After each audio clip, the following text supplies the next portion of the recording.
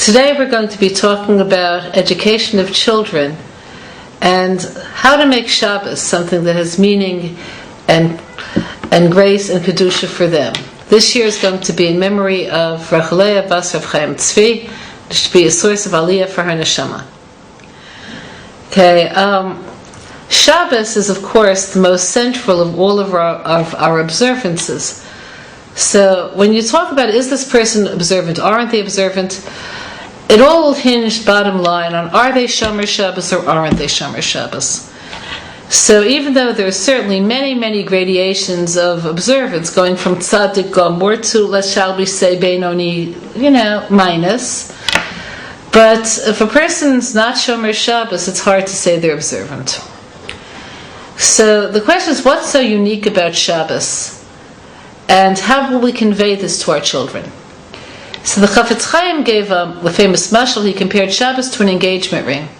If you have a couple who are engaged, and they don't always see everything eye to eye, and there are little spats, and he's not talking to her, and she's not talking to him, they're still engaged. But if the day comes when she throws the ring at him, and he picks it up and leaves, they're not engaged anymore.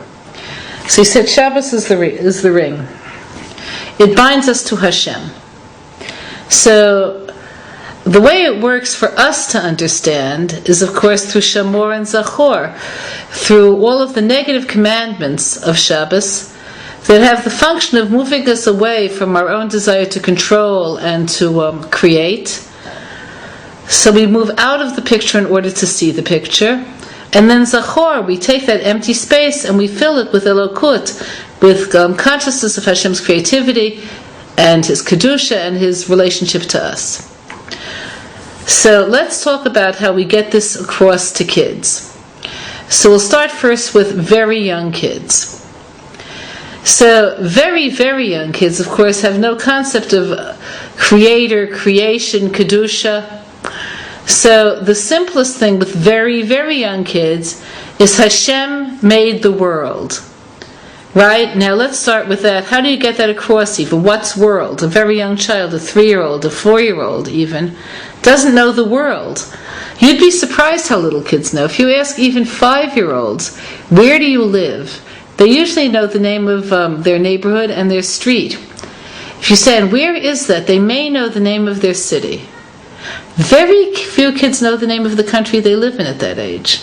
They certainly have no concept of this, that there are many, many countries in the world, that the world is a globe and that there are many planets out there. They certainly don't know that.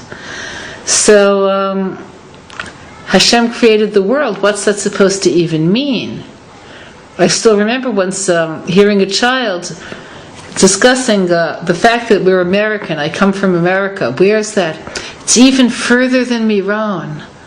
So that's how kids think. So the first thing you have to do if you want to get across Shabbos to a very young child is a simple picture of this, that nothing makes itself. So one fine day, you could pick up anything that the child likes. Could be food. I'm a great believer of food examples for very young children. Let's say a chocolate chip cookie. Who made that? So he probably knows the answer. Mommy. Or maybe, if chinuch is going well, mommy and me. Okay. So you say, yeah, you know what mommy and you did, right? We took the flour, and we took the margarine, and the chocolate chips, and the sugar, and we put it in the mixer, right? Then we put in the baking soda, and the salt, right? We put it in the mixer? Yes. Okay, and it made a noise? Yes. But we couldn't make it if we didn't have anything. You can't make cookies if you don't have flour and sugar and margarine. How would we make it if we didn't have anything? Where did it come from? So the child will know that it's bought. Young children know that things are bought. So we went to the supermarket. Remember, we put it in the wagon or the grocery store, whatever it is. Or Abba brought it home from the store, whatever it is. They know things come from the store. So, you know how they got to the store? There's a big truck. Did you ever see a big truck? Okay, And you may actually make a point then, next time you go out, of showing them a big truck delivering things. He brought the things to the store. And we bought it, and we put it in the mixer, and mixed it, and then we made chocolate chip cookies. In other words, don't think the child will remember because you told him here's the big truck that this has something to do with chocolate chip cookies.